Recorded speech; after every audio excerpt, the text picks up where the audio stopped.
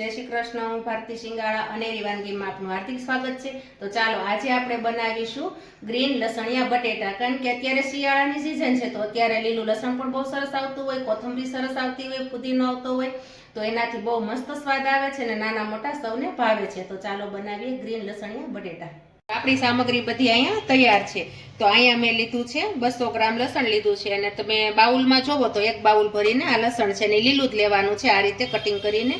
અને એક બાઉલ મેં કોથમરી લીધી છે, એને પણ ઝીણી ઝીણી એકદમ સમારી લીધી છે। અને અહીંયા તીખા મરચાં મેં 3 નંગ લીધા છે, એના બહુ ટુકડા કર્યા છે। અહીંયા ફુદીનો લીધો છે તો એ ફુદીનો પણ ફ્રેશ લેવાનો છે એટલે મસ્ત થશે। અને અહીંયા મેં 1 કિલો બટેટા લીધા છે। પછી હવે અહીંયા મેં સામગ્રીમાં બીજું શું લીધું છે તો એક લીંબુ લીધું છે અને એ તમારે ખટાશ પ્રમાણે લેવાનું છે। અને અહીંયા મેં 1 ચમચી ધાણા જીરું પાવડર લીધો છે, અડધી ચમચી હિંગ લીધી છે, એ વઘાર માટે છે।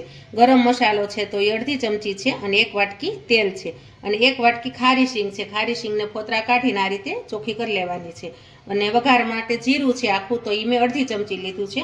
અને અહીંયા મેં જીરુંને શેકી અને એનો પાવડર કર્યો છે તો અડધી ચમચી જીરું પાવડર લીધો છે। અને અહીંયા મીઠું લીધું છે તો મીઠું સ્વાદ પ્રમાણે લેવાનું છે। તો હવે અને આમાં મેં મીઠું નાખ્યું છે, તમે બટેટા બાફો ત્યારે એમાં આપણે મીઠું નાખવાનું છે એટલે એનો સ્વાદ સારો લાગશે, નકર સાવ ફીકા લાગે બટેટા, એટલે તમારે ઓછું આમાં મીઠું નાખજો। હવે આપણે આની ગ્રેવી કરવાની છે તો પહેલાં આપણે આને મિક્સર જારમાં લસણ લઈ લેશું। તો આ લસણિયા બટેટા ભૂંગળા તમે બનાવો તો એ છે ને અત્યારે તે શિયાળામાં જ બને, ત્યાં શિયાળામાં લીલું લસણ બહુ સરસ આવતું હોય એટલે તમે બહુ સરસ બને, અત્યારે ફુદીનો આવે, કોથમરી આવે, બધી વસ્તુ સરસ આવે એટલા માટે આ શિયાળામાં જ બને છે। પહેલાં આટલી વસ્તુને આપણે ક્રશ કરી નાખશું, પછી ધીમે ધીમે આ જારમાં જગ્યા થાય એ પ્રમાણે તમે આમાં વસ્તુ બધી ઉમેરતા જાઓ।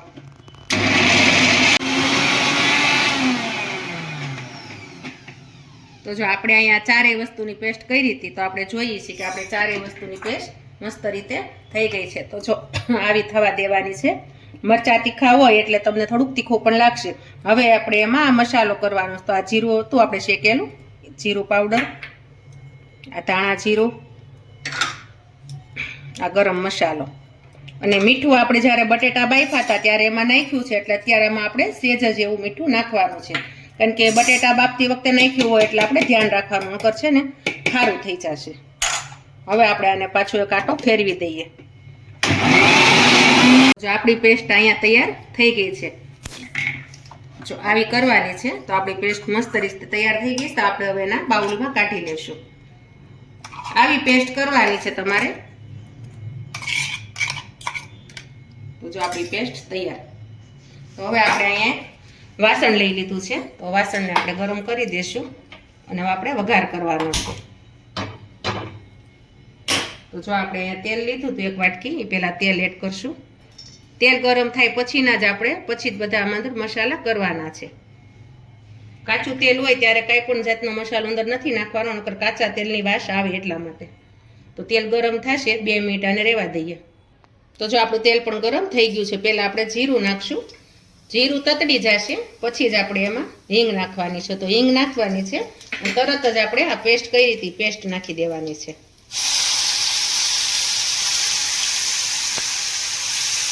હવે આપણે એના રીતે ચમચા વડે મિક્સ કરવાનું છે, હલાવવાનું છે, એટલે ગરમ તેલ હોય ને એમાં બધા મસાલા એકદમ સરસ રીતે તતડી જશે અને કાચો પણ સ્વાદ નહીં લાગે, લસણનો એનો કાચો સ્વાદ નહીં લાગે। આ રીતે તેલમાં તમે સતોડી નાખો ને એટલે। અને શિયાળામાં તો ખાસ કરીને આ લીલું લસણ ને ફુદીનો આવતો એટલે તમે આ લસણિયા બટેટા ભૂંગળા બનાવશો તો છોકરાઓને પણ બહુ મજા આવશે અને મોટાને પણ ભાવશે। જો હવે આપણે આ પેસ્ટ છે બધી ગ્રેવી એકદમ સરસ મજાની સતોડાઈ ગઈ છે। હવે આપણે એમાં બટેટા બાફેલા છે એને એડ કરીશું।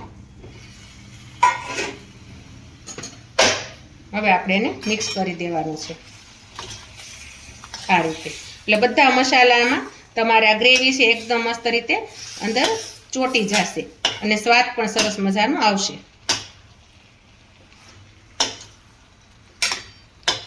તમે લાલ બટેટા ભૂંગળા તો બધે ખાધા હશે, પણ આ ગ્રીન તમે લસણિયા બટેટા ભૂંગળા ક્યાંય નહીં ખાધા હોય તો તમે એકવાર તો આ તમે ઘરે ટ્રાય કરજો એટલે તમને દાઢે ચોટી જાય એવા થશે।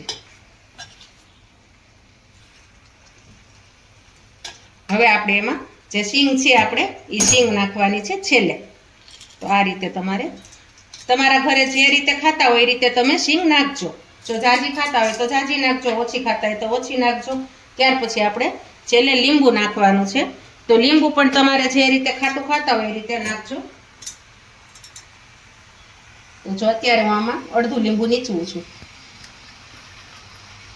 પછી જરૂર પડે આપણને તો આપણે બધું એડ કરશું. હવે આને મિક્સ કરી દેવાનું છે. તો જો બની ગયા આપણા લસણિયા બટેટા. એકદમ મસ્ત થઈ ગયા છે અને ટેસ્ટમાં પણ બહુ મસ્ત લાગે છે. તો જો આપણા બટેટા તૈયાર. ગ્રીન લસણિયા બટેટા આપણા તૈયાર છે. તો તમે શિયાળામાં જરૂરથી આ ટ્રાય કરજો, કારણ કે નાના મોટા સૌને ભાવે તેવા છે. તો તમે જરૂરથી મારી આ રેસીપી ટ્રાય કરજો. વિડીયોને લાઈક કરજો, શેર કરજો, સબસ્ક્રાઈબ કરજો. જય શ્રી કૃષ્ણ.